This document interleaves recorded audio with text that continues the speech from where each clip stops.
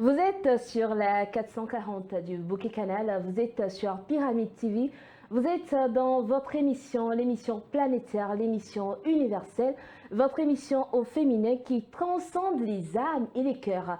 Chers téléspectateurs, votre émission, ça commence maintenant.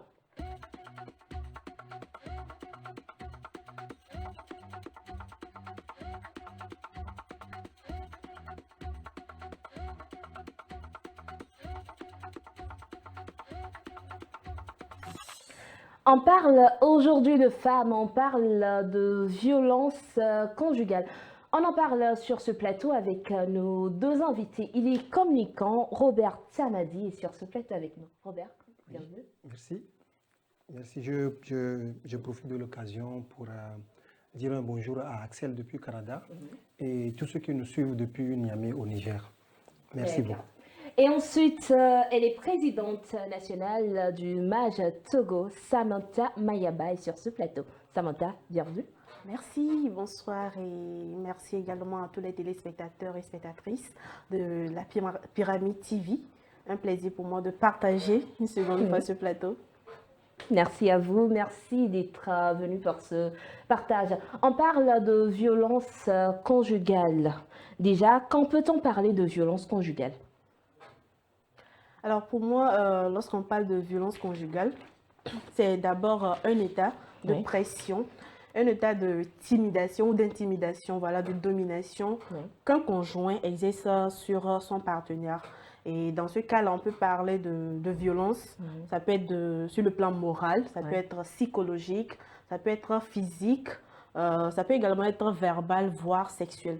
Donc, nous avons tous ces différents types de violences qui existent. Et lorsqu'on fait référence au conjugal, c'est que c'est deux personnes qui sont voilà, dans un foyer ou en couple. Et donc, lorsqu'il y a cette répétition-là de coups, puisque ça va vraiment au-delà du simple touch physique, c'est lorsque c'est répétitif, lorsque l'autre se sent vraiment humilié, lorsque le conjoint ou la conjointe ne se sent plus en sécurité, voilà, se sent vraiment apeureux vis-à-vis de son conjoint de telle manière que ça peut mettre également sa vie en péril. Là, on peut vraiment parler de violence extrême même au sein du foyer. Voilà. D'accord. Et pour vous, Robert, quand est-ce qu'on peut parler de violence conjugale? Comme Samantha vient de le dire, la violence conjugale, c'est cette violence-là qui se passe dans le foyer. C'est quand le conjoint ou la conjointe se sent menacé, humilié. C'est quand il ou elle reçoit des coups de poing, des coups de ceinture, des coups de pied, des chantages, des propos humiliants. On peut dire le ou elle subit une violence dans le foyer. D'accord. Alors, Samantha, vous avez parlé de répétition. Est-ce que c'est parce que j'ai reçu plusieurs fois des coups que c'est forcément une violence conjugale ou peut-être une seule fois suffit pour qu'on parle de violence conjugale? Bien sûr, moi je dis, il y a des crises qui arrivent parfois, que ce soit sur le plan verbal ou physique. Mais rien ne justifie cela. Mais comme je l'ai dit, il y a des crises qui peuvent arriver.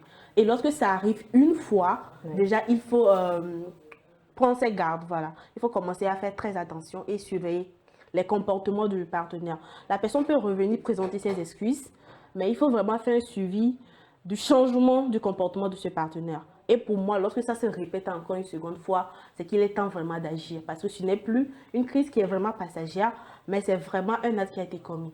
Maintenant, ça dépend aussi, comme je l'ai dit, ce n'est pas une femme qui va se faire bastonner jusqu'à mettre sa vie en danger. On peut considérer ça directement sur le champ comme une violence conjugale parce qu'elle a été victime d'un acte inapproprié, quel que soit l'état du partenaire en question qui a vraiment posé cet acte-là. Alors, pour vous, Robert, est-ce qu'une seule fois suffit pour qu'on crée au loup, qu'on dise violence conjugale? Parce qu'on dit souvent dans les couples, il y a des hauts et des bas. Bon, moi, je ne vais pas tout de suite dire qu'une seule fois suffit pour qu'on dise qu'il y a violence conjugale parce que cette violence ou bien cette crise peut être due au stress, à un deuil ou un manque d'argent. Donc, supposons que le monsieur a eu un deuil dans sa famille, que ce soit le papa ou la maman ou un proche. Donc souvent ça stresse et la femme peut lui poser ou bien peut lui dire une chose ou bien certaines choses qui vont le stresser plus davantage. Donc il peut à son tour sortir un propos humiliant ou vouloir se mettre, c'est-à-dire dire que c'est lui l'homme à la maison et ça peut dégénérer. Maintenant, une fois, si c'est des insultes, je m'arrête sur l'insulte ou un propos humiliant. Et si le monsieur reconnaît après que ce qu'il a fait, ce n'est pas bon, et comment on dit ça? En s'excusant. En s'excusant, c'est vrai, souvent on dit les hommes voilà, n'aiment pas s'excuser, mais un vrai homme, c'est celui qui s'excuse après, c'est-à-dire quand il se rend compte que ce qu'il a fait, l'acte qu'il a posé, ce n'est pas normal, ça sort du cadre et présente ses excuses à sa femme. Donc moi, je peux dire là-bas que ce n'est pas encore une violence conjugale, c'est-à-dire c'est juste une crise passagère. C'est au moment où ça se répète, comme Samantha l'a dit, ça devient répétitif, une ou deux fois, trois fois, une fois, je dis ce n'est pas ça, mais deux ou trois fois, donc ça devient, ce n'est plus une crise passagère, ça devient toxique, ça peut nuire au foyer. Là, je peux dire qu'il y a vraiment une violence dans le foyer. D'accord. Alors, Samantha, je sens que vous n'êtes pas totalement d'avis. Non, pas que je ne suis pas totalement d'avis, je pose ce qu'il dit, mais juste que pour moi, lorsqu'on parle de violence, puisqu'il est revenu un peu sur les causes qui peuvent vraiment amener une personne ou un partenaire à poser une violence quelconque. Alors, lorsqu'on prend les causes, c'est comme je l'ai dit, il y a plusieurs causes. Ça peut être dû au stress ou à une crise passagère que traverse l'un des partenaires. Ça peut être l'homme qui a peut-être perdu son emploi. Et voilà, peut-être que c'est l'homme qui s'occupait des chats de la maison à 100%. La femme, elle n'avait pas un revenu, donc ça devient également compliqué. Il y a des tensions qui naissent au sein du foyer et donc ce n'est pas toujours facile à gérer au quotidien. D'où voilà, la notion de l'intelligence émotionnelle également, il vient parce que lorsqu'il y a de ce genre de cas, il faut vraiment avoir désolé, un niveau élevé de gestion de l'intelligence émotionnelle pour pouvoir faire la part des choses. Parce qu'aujourd'hui, ce n'est pas parce que j'ai perdu mon emploi, ce n'est pas parce que mon mari a perdu son emploi et que je n'ai pas forcément de de revenus que je vais me lever et lui manquer du respect dans le foyer. Mais au contraire, c'est de y réfléchir. Comment est-ce que voilà, on peut diversifier maintenant nos revenus? Est-ce que moi, je vais maintenant me mettre au travail? Qu'est-ce qu'on cherche comme solution? Donc pour moi, il faut vraiment toujours avoir le dialogue, voilà, discuter et éviter tout ce qui peut entraîner une violence. Parce que, encore une fois, pour moi, rien ne justifie une violence au sein d'un foyer. Voilà. Alors, quand ça se répète une ou deux fois, est-ce qu'il faut forcément partir? Ou est-ce qu'il faut essayer de voir dans quelle mesure éviter que cela ne se reproduise à nouveau ou essayer d'amener l'autre à laisser cette habitude? Alors, très souvent, moi, j'entends, on dit, lorsque tu subis une violence, ou voilà, c'est ton foyer. Surtout, on a l'habitude de le dire à la femme, excusez-moi, mais c'est la femme qui entretient le foyer. Et donc, quand ça vient comme ça, c'est de ta faute, c'est parce que voilà, tu n'as pas su gérer ton foyer. On met vraiment tout sur la femme, tout en oubliant que dès le départ ou dès la naissance de cette relation-là, il y a eu plusieurs parties prenantes qui ont été mises, qui sont rentrés en jeu. Ils ne se sont pas levés, eux deux, peut-être si ce sont un couple marié, il y a eu plusieurs personnes qui sont vraiment rentrées en jeu. Et donc, pour moi, ces personnes-là doivent maintenant jouer un rôle prépondérant dans la résilience ou voilà, dans la résistance de ce lien-là. Parce qu'il y a des hauts et des bas qui arrivent. Mais encore une fois, lorsqu'il s'agit de violence, rien ne justifie vraiment pour moi une violence. Et lorsqu'on ne parvient pas à un dialogue, à un consensus, et que ça peut mettre notre vie en danger, et surtout s'il y a des enfants qui sont dans le foyer là, évaluer également l'impact des violences là, que peuvent avoir voilà, ces violences-là sur l'état psychologique de l'enfant. Ça peut même agir sur la scolarité des enfants, leur vie. Sur le coup, très souvent, on ne voit pas ça. Mais c'est des années après, vous allez remarquer que l'enfant ou peut-être voilà, l'aîné, très souvent c'est comme ça, a gardé vraiment une rancune, Des séquelles. soit voilà, contre son père ou sa maman. Et quand l'enfant va grandir, il aura des comportements qu'ils ne vont pas directement comprendre. Ils ne vont même pas s'imaginer que ah, c'est quand tu battais ma maman, c'est quand tu maltraitais mon papa, c'est ce qui fait qu'aujourd'hui je suis comme ça. Et lorsque la personne voudra également créer son foyer, ça peut également avoir des répercussions. Donc pour moi, il faut d'abord passer par le dialogue, la communication, elle est importante pour évaluer vraiment qu'est-ce qui nous a conduit jusqu'à ce point. Parce que si au départ ce n'est pas ça, sinon on n'allait pas se marier, Exactement. voilà, on n'allait pas être en foyer, on n'allait même pas avoir des enfants. Donc il faut vraiment dialoguer. Et si on n'arrive vraiment pas à avoir un consensus, ça met notre vie mentale en danger, ça nous met nous-mêmes en danger. C'est qu'il est vraiment temps de partir. D'accord. Est-ce que pour vous, Robert, il faut forcément partir quand il y a violence ou est-ce qu'on doit rester pour y faire face et pouvoir changer les choses, apporter de l'amélioration? Voilà, c'est la question de partir ou rester, n'est-ce pas? Ok, il faut partir ou bien il faut rester. Oui. Moi, je trouve que les deux cas sont possibles. Maintenant, partir dans quel sens? S'il faut partir, il faut dialoguer. Oui. Samantha l'a dit, il faut dialoguer. Souvent, on a un couple où c'est un peu déséquilibré. Le monsieur, il est un peu bavard. La femme qui n'aime pas, Elle est timide. elle est timide ou voilà. Maintenant, dans ce cas, quand le monsieur parle trop bien, veut vouloir expliquer, veut vouloir dialoguer ou communiquer avec la femme, ça devient parfois ennuyant. Et je ne dis pas qu'il ne faut pas dialoguer ou bien il ne faut pas parler d'abord dans le foyer. Il faut parler, il faut dialoguer, il faut se comprendre.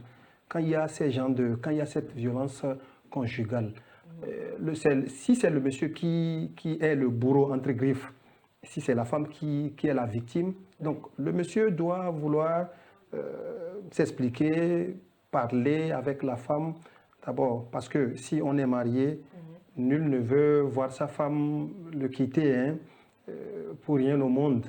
Mais quand il y a violence, le monsieur va vouloir garder sa femme. C'est à lui de communiquer, de dire pourquoi il y a ça. Et autour de la femme aussi, de dire, mais quand il y a ça, dis-moi qu'il y a ça pour que je puisse changer, c'est-à-dire faire autrement. Je ne sais pas si vous me comprenez. Oui. Mais maintenant, si dans ce dialogue-là, on n'arrive pas à trouver consensus, comme l'a dit Samantha, excuse-moi de te citer à chaque fois, elle a également parlé de ceux qui ont contribué à ce foyer-là, les personnes âgées, parce que ça fait deux familles, les parents, deux familles qui font partie de ce couple. Et il y a des témoins, des gens âgés. Donc, il faut retourner à la base, à la source, et faire intervenir ces personnes-là pour qu'elles aussi discutent avec et le monsieur et la femme. C'est-à-dire, là, la victime et le bourreau. Maintenant, en dehors de ça, s'il n'y a toujours pas de solution, cette violence-là continue toujours, la femme doit partir. D'accord. Ou le monsieur doit partir. Donc pour vous, il faut partir quand on a déjà tout essayé, on a invité la famille a parlé, mais ça ne change pas, c'est à ce moment-là qu'il faut partir. Revenir s'il vous plaît. Alors, oui, je vous écoute. Il faut savoir qu'il y a des personnes qui sont de nature très violente. Oui. Il y a des personnes de nature très violente qu'on ne peut pas changer. Bref, bien qu'on dise que voilà, tout le monde est changeable et tout ça là. Mais moi, je pense qu'il y a des personnes qu'on ne peut pas changer ou qui ne sont pas prêts à changer. Parce que pour changer, il faut vraiment être prêt également à changer. Choix. Voilà, c'est un choix. Il faut être conscient d'abord que voilà, ces actions-là que je pose ne sont vraiment pas correctes.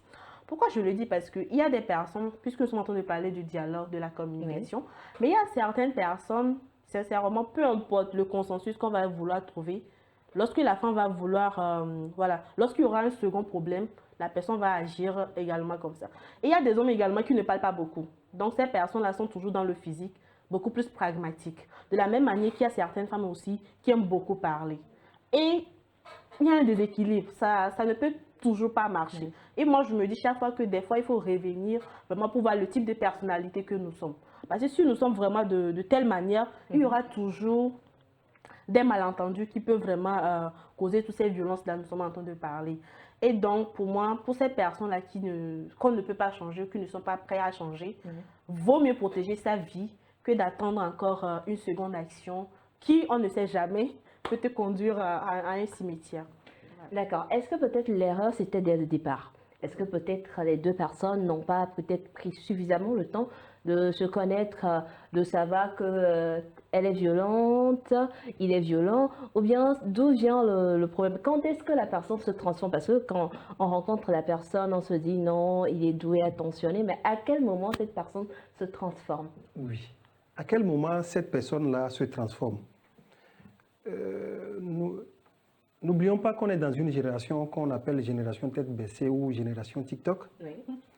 où il y a souvent beaucoup de coachs sur la toile. Ok. Et les conseils de ces coachs-là, que ce soit hommes ou femmes, souvent nuisent au foyer. Il a dit souvent, parce que ces conseils-là sont souvent consommés la plupart du temps par les femmes. Le coach ou la coach qui dit si ton mari revient à la maison parfois bourré, il faut savoir qu'il est parti c'est-à-dire chez sa copine, ou bien quand il revient tard, c'est-à-dire quand tu vois un signe, il faut savoir qu'il a fait ci, il faut savoir qu'il a fait ça. Là, ceux qui suivent, ceux qui sont derrière le téléphone, je veux parler de nos sœurs, nos petites sœurs, de nos grandes sœurs et nos mamans, celles qui consomment ça, souvent appliquent ça à la maison. Quand le monsieur revient, elle veut coûte que coûte appliquer ce qu'elle a vu sur TikTok. Et souvent, ça dégénère. Et souvent, ce n'est même pas ce qui s'est passé, ce n'est même pas le cas. Le monsieur, c'est vrai, il est revenu tardivement à la maison. Peut-être c'est une question de boulot, ils n'ont pas vite fini. C'est pas parce qu'il est parti, voilà, comme on le dit, deuxième bureau ou quoi. Et ça crée la crispation dans le foyer. Et souvent, ça aboutit malheureusement au divorce. Donc, TikTok est là pour contribuer et souvent, ça nuit également au couple ou bien au foyer. D'accord. Est-ce que c'est pas mieux de se séparer si ça ne va pas que de rester à pouvoir se violenter et tout? Est-ce que ça ne brise pas quelque chose? Oui, mieux de se séparer, je dirais, nos mamans ont subi, c'est-à-dire dans le temps, ces formes de violence-là. Bon, nous, on n'a pas fait leur temps, mais quand elles nous racontent, ou bien nos grands-mamans et autres, souvent la phrase phare qu'elles disent, c'est quoi? C'est à cause des enfants. C'est à cause des enfants. Okay. Et moi, j'ai vu même sur le corps de certaines femmes au village, des cicatrices et autres, mais elles sont là. Elles sont là. Je ne dis pas de rester et de subir, mais comme on le dit, tout le monde peut changer. Et il y a une chanson qui dit « Seuls les imbéciles ne changent pas ». Et voilà, donc ça arrive la plupart du temps. Beaucoup changent de comportement et le foyer redevient ce qu'il a été au départ ou au milieu. Et voilà, donc à cause des enfants, à cause de souvent aussi de ce que l'entourage va dire. Parce qu'on a fait le mariage, ça fait que 4 mois, 5 mois ou 1 an où il faut partir. Donc on va dire, celle-là, pourquoi, voilà. Donc ça fait que beaucoup ont serré les dents et ça a fini par marcher. D'accord. Alors, c'est pas parce que la société a tellement banalisé cela que ça s'est resté de génération en génération que les femmes ou les hommes, parce que la violence, c'est de tous les côtés. Les hommes sont violentés, dans les foyers, les femmes aussi sont violentées. Mais c'est pas parce qu'on a tellement banalisé cela que c'est resté, que ça a pris même source comme quelque chose de normal. De normal, effectivement. Les violences ont longtemps été normalisées. De telle enseigne qu'aujourd'hui, moi, je dirais nos mamans, c'est-à-dire les parents de la Ouais. génération Z que nous sommes, n'ont pas envie de voir leurs filles subir les mêmes choses qu'elles ont subies. Exactement. Et pour moi, je dirais que c'est vraiment une avancée, pour ne pas dire c'est vraiment une fierté, dans le sens où tu vois des mamans se battre pour envoyer leur fille à l'école. Les mamans se battent pour s'assurer que leur fille puisse avoir un minimum de revenus, un minimum d'indépendance financière. Parce que ce qu'elles ont subi, elles n'aimeraient pas que ces filles-là viennent subir cela. Pourquoi? Parce qu'on nous a longtemps chanté cela, hein. Je l'ai dit tout à l'heure, le foyer, c'est la femme qui l'entretient. Moi, je dis le foyer s'entretient à deux. Parce que c'est deux personnes qui se sont mis ensemble. Pourquoi le mettre sur le dos de la femme? De la femme. Voilà. Et aussi, l'histoire concernant les enfants. Tu vas voir une femme, le mari là-bas, matin, midi, Midi, soir. Elle va venir chaque jour se plaindre. Le soir, on va dire, ma chérie, assois-toi ici. Demain matin, très tôt, parce que très souvent, de manière culturelle, les matinées, on aime régler les problèmes. Exactement. On va aller voir ta belle famille pour qu'on puisse convoquer ton mari. Le soir, la dame même va disparaître. Le lendemain, on va venir la retrouver chez son mari. Malheureusement, ça existe. Donc finalement, moi, je me pose la question de savoir, est-ce que c'est vraiment les enfants qui retiennent les mamans ou les personnes, les dames là, qui subissent les violences conjugales? Parce qu'à un moment donné, il faut qu'on arrive à se dire la vérité. Ça a certes des conséquences sur les enfants lorsqu'on décide d'enclencher un processus de divorce. Mais de la même manière qu'on reste, se fait violenter, ça crée beaucoup plus d'impact négatif sur les enfants que de divorcer, mais d'avoir un plan de développement pour ces enfants-là. Parce que quoi qu'on dise, on est divorcé aujourd'hui, mais on a des enfants en commun dont nous devons prendre la responsabilité. Et pour moi, il est mieux d'avoir ce consensus-là. On sait que, ah voilà, moi je me protège, ma vie est protégée, Oui. nos enfants continuent par évoluer. Voici le plan qu'on a pour les enfants. Et les enfants comprennent que, ah, lorsqu'ils vont grandir, oui, c'est à cause de telle violence-là, c'est négatif. C'est pour cela que nos parents se sont séparés. Séparés. Et donc ne sont pas amenés à avoir les mêmes actes que mon papa ou que ma maman dans le foyer pour éviter que moi aussi je puisse divorcer. Mais de la même manière, si nous continuons à avoir cette culture d'acceptation, je me dis que ça sera perpétué sur des générations à venir et finalement rien ne va changer. Et nous savons très bien que ce soit au niveau de l'homme ou de la femme, les violences conjugales n'arrangent personne. Parce qu'aujourd'hui, si tu bats ta femme et que la femme est affectée psychologiquement et que tu rentres à la maison, d'une partie affectée. De la même manière que si la femme sort et qu'elle te bat, parce qu'il y a des hommes également qui sont battus, Oui. ou qu'elle a des propos injuriés sur ta personne, tu n'auras même pas envie de rentrer à la maison. Et la femme qui est également à la maison, même si elle a ses propos, elle attend que tu rentres à la maison. Donc pour moi, les violences conjugales n'arrangent aucune des deux parties. Soit c'est qu'on se sépare, on a un plan de développement Dans pour la nos paix du parents, cœur. et dans la paix du cœur, effectivement, pour éviter voilà, que nos enfants viennent tolérer cela. Donc pour moi, la culture a vraiment normalisé cela. Et aujourd'hui, moi, je suis fière de voir des parents qui ne veulent pas avoir leur fille ou leur garçon, ne veulent pas voir leur génération, voilà, subir les mêmes choses. Que ce soit au niveau des garçons. Quand je prends le cas de la polygamie, par exemple, moi, je connais des jeunes hommes qui ont vécu dans les familles polygames, qui se sont jurés de ne jamais avoir de femmes ou de cultiver la polygamie. Parce qu'ils ont vu les conséquences négatives que ça peut avoir sur les enfants. Voilà. Donc, pour moi, on doit plutôt avoir ce type de culture que de toujours perpétuer les mêmes pratiques. D'accord, vous avez dit quelque chose qui m'a très intéressée. Ces femmes-là, est-ce qu'ils restent par amour, par obligation pour les enfants ou bien par manque de moyens? Alors moi, je pense que ça varie d'une femme à une autre, mais ça reste toujours les différentes causes qui peuvent maintenir une femme dans un foyer. Et comme je l'ai dit, quand on parle des enfants, il faut encore y réfléchir. Parce que pour moi, ce n'est pas seulement les enfants qui peuvent maintenir une femme battue, voilà, une femme qui subit des violences, ou un homme également qui subit des violences dans une famille ou dans un foyer. Il y a l'aspect économique, comme vous l'avez dit. Oui. Si je me marie, puis mon mari dit non, ma femme, tu ne vas pas travailler. En ce moment, voilà, on est dans le love, la femme accepte. Chaque fin du mois, je vais te donner tel, je vais te donner tel. Et bon, voilà, si j'ai mon diplôme, je le mets à côté. Dans les premiers mois, ça peut aller. Mais on ne sait pas ce qui peut arriver. Un coup, le mari perd son boulot. Parce que moi, je l'ai dit, tout est une question de choix. Si une femme décide d'être femme au foyer, que ce soit un choix individuel, je reste dans mon foyer, je prends soin de mes enfants, c'est un choix. je veux aller travailler aussi, c'est un choix. Oui. Donc voilà, qu'on ait cette liberté de choisir, c'est tout.